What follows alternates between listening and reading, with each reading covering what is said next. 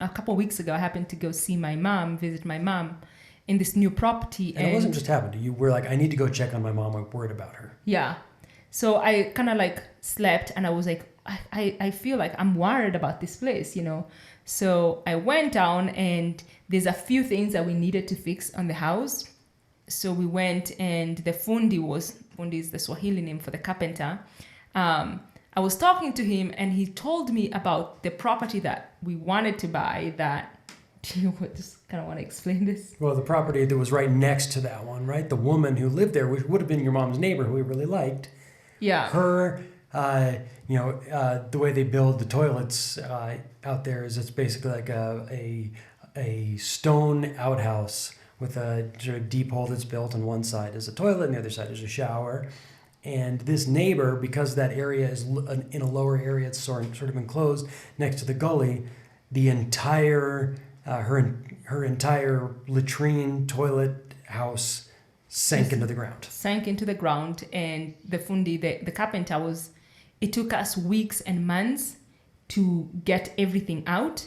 And like, it's pretty much ruined. And so the guy was like, you are so lucky that with the flooding that's been happening in the country that you did not buy property in that specific place. Luckily, we bought in a place where there's a view and it's up high. And so we're never gonna have flooding. And when you were there, you saw your mom, she was like, oh, she has her community now. She's got her friends who live here. Yeah, she's built herself a community. She's building herself a community. I think it was just like, probably what she was going through was, which I should not have taken on her story, was like moving from the city into like a really small neighborhood, you know, like rural community was really hard for her. Like for everyone else, like that takes adjusting. For me, it's taking adjusting from moving to LA, coming to Nairobi. And for her, like I should have just taken it for what it was, that it was an adjustment period. Yeah, right. But so kind of like tying that back in is that I think, and I'm not thinking of a whole lot of other examples, but there are these places where it can become really easy to blame or feel guilty, right? Kind of those both things, right? I could have blamed you for the haircut issue. You could feel guilty. And I think what happened... But you probably don't, like in most of those instances, I could blame you, but I think the blame is on the other person. Like, I feel like you didn't even have to blame me for the haircut, because I already felt blame. Right. I was already blaming myself. Like I was already feeling so bad about it, you know, so, but in my mom's property case, were you feeling bad about it? Did I feel bad? Yeah, I did. Though I kept sort of like I was holding out as I actually did believe that something would come around. I actually still believed all the way through that it was going to be better in the long run. For me, the question was, is the short run going to be so bad that it's not going to be bearable? So yeah, I did, but you know, so yeah, there's that thing of like, if I feel guilty, and like you said, you were walking on eggshells, because in some ways you, in sort of air quotes, you made a mistake.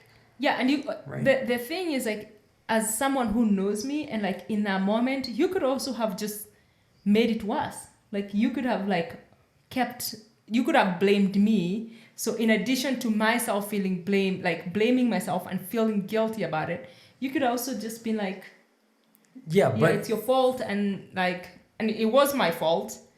But that would have but that's also, when I say it's your fault, that takes away any agency that I have. And I think that's one of the reasons why I know if I look back in my past, it would have felt really good to blame you. Because that would have, I mean, not good, sort of like good, like heroin feels good, I think.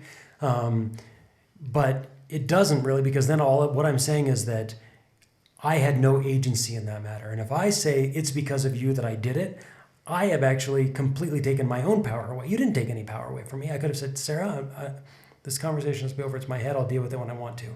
And even if you had continued coming after me, because that was the third barber we walked by that you made a comment about, that didn't have to be, that could have just been what it was. I do happen to make your shaving and your hair cutting. You make my grooming a little bit. You do make it way more your business than I would like. Yeah, but look at you. Like you look, you look super handsome now that you're with me. Yes. You have more clothing. That's part of why I look. It's actually the only reason why I look as good as I do is because of you. Which actually I say that with a little sarcasm, but it's also kind of true, and I have to kind of admit that. But even still, like that would be taking away my own agency anytime to ever blame you for something that I participated in. You know, and even like with your mom's property, like you participated in that. You know? Yeah, I did participate. Like, and also like I feel like the way I look at it now was like, I just wanted a place so bad and so quickly for her that I could have waited. But the thing is like when I decide to do something, I just go all in. And I was all in and like I did nothing for a month. I just went around the country looking for property and I was just like, I need to buy something now. Well, like the now could have been like, you know what? I'm going to take 6 months and learn like see a few different places, but I was like, I'm gonna do this now. So that was like my participation in it was like have some patience in like life decisions, you know, like that. But I think for you, even like in that case, to take agency, like this is what I did. Then looking for the solution becomes actually something that is more enjoyable. I mean, we're in this relationship for the long haul. You're in the relationship with your mother for a long haul. When there's something that comes up, it's like, how do I find a good solution with what is, not what could have been if only you hadn't, or whatever other kind of silly story we can end up. And like just wrapping up is like my mom is so happy with coronavirus. She's like, you guys should come to my house. She's so safe in the middle of nowhere. She's so safe in the middle of nowhere. It's like, oh, I don't have a lot of people here, so you know. And my sister is with her right now. She's like, I'm breathing like the freshest air. Yeah. It's a really nice place. Yeah, it's great. And so, yeah, I think that one of the things that I really loved about it was just bringing attention to how easy it can be to give away our own power, right? And it's not in that case, you did not take any power from me. You actually didn't make me do it. And so by choosing to go along with it, by choosing to ride that wave, and by actually choosing to not let it be a challenge in our relationship or not have it be something that you did to me, there was no reason for me to be upset or angry with you. And in fact, it was like now when I'm getting this ridiculous, haircut and this whole situation became more of a story and an adventure instead of something that was going to be ugly. Yeah, I think it's like really important that couples don't hold that against each other. Important. Like it's so important. And it's almost like the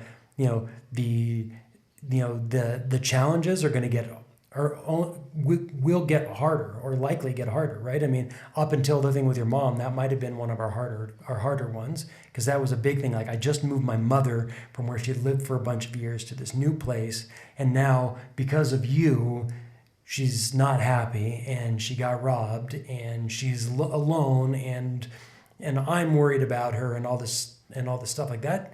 That could have easily become a really big problem in our relationship for two things. One, if you had really come after me with it, or two, if I had really internalized it and thought, well, since I screwed that one up, I guess I'm not going to make any suggestions. I'm not going to fight for what I believe in. I'm just going to kind of let her make those decisions so I don't have to be the one to screw up again. Like neither of those are healthy scenarios at all. And so, yeah, kind of like getting to the point where even those things, like even with your mom, hopefully like when something big like that comes the next time, whether it's, something that's more painful for me or more painful for you, we can actually sort of chuckle about like, you know what? It's like the haircut. It's like your mom's property. It's like, we didn't mention this, but like the bags that got ruined because I pushed the idea of not putting plastic bags around them, all these different things. Like, okay, this is just a new challenge. How do we kind of work with this? What do we get to do? What's the next step? And how can we even laugh about it? Because that's just the whole sort of part of the story, is that there's always going to be that stuff. We can laugh about it and have fun and find a way through it, or we can feel guilt, shame, blame, whatever. If you've had any experiences like that, I'm sure if you're in a relationship, you have, because I've never heard of any relationship where one person hasn't made a mistake and the other person hasn't been blamey about it, and then that person again either getting defensive or feeling guilty. It's just kind of, I don't know why it's so common. It is common. But it is. Yeah. So. But your stories. We'd love to hear from you. And don't forget to subscribe to our channel. Yeah, we'd love to be able to stay in touch. So YouTube, iTunes, Google Play, wherever you listen to your podcast or watch your podcast videos, subscribe, and we'll see you next week. See you next week.